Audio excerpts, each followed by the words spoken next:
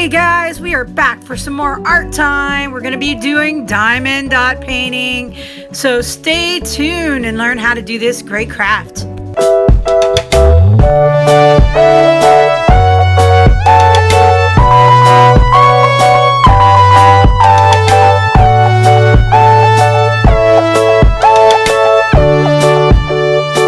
Alrighty guys, we're going to show you the tools. First of all, you've got your wax square, your tweezers, and what they call your stylus, and a tray that'll hold all your little diamond dots. In this case, we have the square version. They come in square or in round.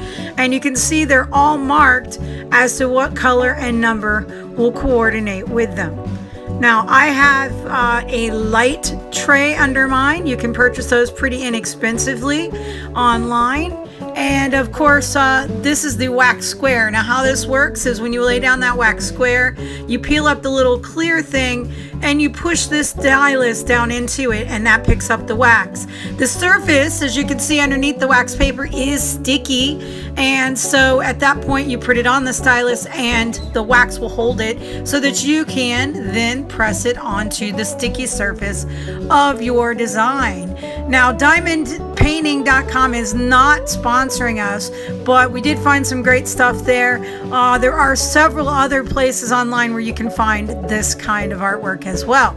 And I'll tell you, it is a very relaxing way to enjoy the day. I like to do mine in the evening while I'm watching TV. And, you know, basically it just calms you right down and you have to focus on this.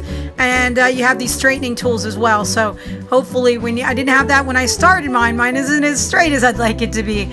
But I think that, you know, you use that as you go along. You can also get a metal ruler that will allow you to use, put them into the metal ruler and keep them straight, and it peels off. So there's a lot of different things you can do, but it is a lot of fun to pick up these little pieces and then stick them down onto the surface.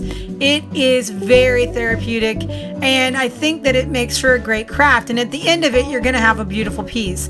Now when you're ready to go on to the next piece, you just peel up a new piece of the paper. You can rip it off, you can cut it off in layers. I suggest holding on to it, because if you're not going to fill up the entire area that night, then you're probably going to want to lay it back over there to keep dust and things like that from getting into it. But as you can see, everything is coded and marked to match the numbers and the codes that you found on the side of the paper. And this one doesn't have a lot of bright colors in it, so it didn't have a lot of definition. Some of them are very easy to see and very bright and colorful. At any rate, you should give diamond dot painting a try. All right, well, thank you for watching, everybody. We're gonna head out, but peace.